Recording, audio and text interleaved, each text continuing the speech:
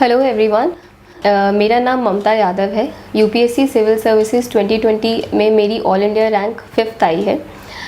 ये यूपीएससी का मेरा सेकंड अटैम्प्ट था। In my first attempt I got all India rank 556 and I was allotted Indian railway personal service. Currently I am undergoing the training for the same. In this video I would like to talk about my optional, which was physics, and how I prepared for this optional.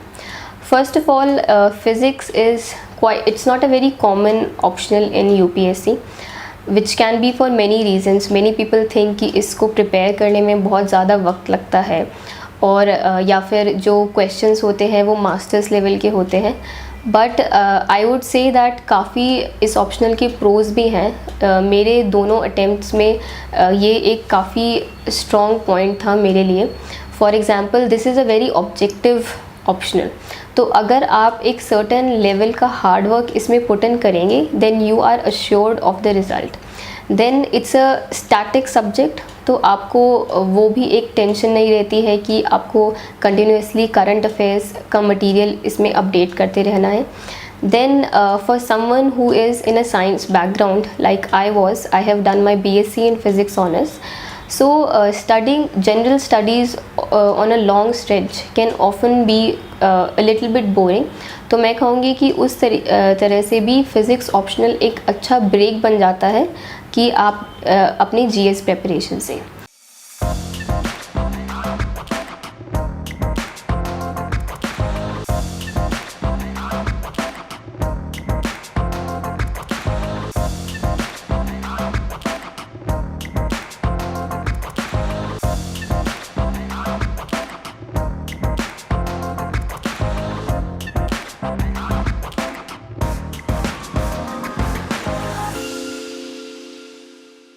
तो now I would like to talk about कि क्यों आप physics optional choose करें या नहीं करें. Usually BTech या फिर BSc स्टूडेंट्स ही इस ऑप्शनल को लेते हैं. सो 3 फैक्टर्स जो मैं कहूँगी कि आप ज़रूर देखें, specially if you are a BSc student, in deciding whether you should choose physics as an optional और not, is first you should go through the syllabus. जैसे मैंने जब सिलेबस को देखा, आई रियलाइज्ड कि पेपर 1 तो more than 95% is same as the graduation syllabus, and paper 2 भी 80 to 85% was same as the graduation syllabus. So this gave me some confidence that yes, I can do it. Then the second thing you should see is कि आप एक बार काफ़ी, जैसे I will be also sharing my book list.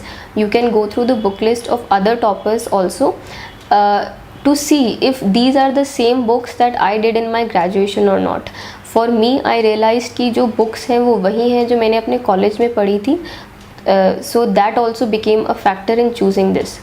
Then you should see the previous year question papers. When you will see that, you will realize कि जो काफ़ी myths होती हैं कि सिर्फ कोई IIT बैकग्राउंड के स्टूडेंट्स इस एग्ज़ाम को फिज़िक्स ऑप्शनल ले सकते हैं या फिर आपको मास्टर्स लेवल का आना चाहिए. You will realize कि they are not true.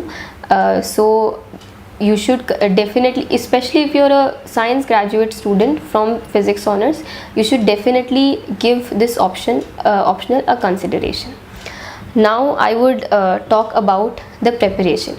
So the first step is that आपको अपना पूरा syllabus जो है, 2 पेपर हैं, दोनों में 4 सेक्शंस हैं, उन सब को बहुत ही डेडिकेटेडली कुछ स्टैंडर्ड बुक्स को रीड करते हुए प्रिपेयर करना है. So if I share the book list for paper 1, we have mechanics. For this I refer DS Mathur. For optics I did Brijlal and Subramaniam, and I did numericals from Ajoy Ghatak as well.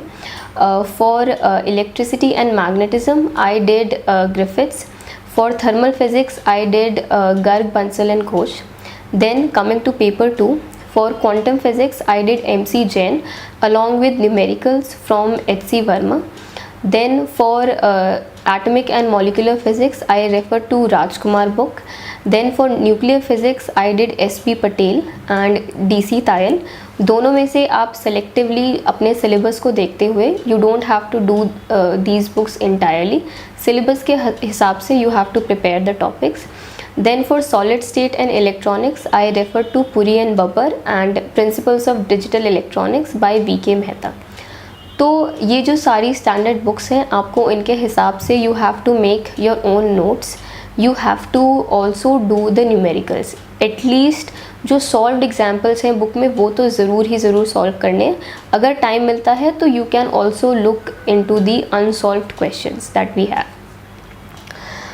Then the second thing is obviously the revision part. You need to be extremely through with say for all the derivations. आपको उनमें कोई doubt नहीं आना चाहिए. You should be able to reproduce them in the exam very easily. Revision के लिए one thing that you can do is the previous year question papers.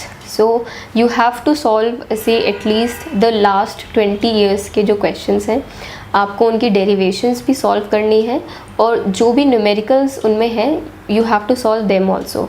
इससे आपका जो रिविज़न है वो काफ़ी स्ट्रॉन्ग होगा और आंसर राइटिंग प्रैक्टिस भी साथ साथ होती चली जाएगी।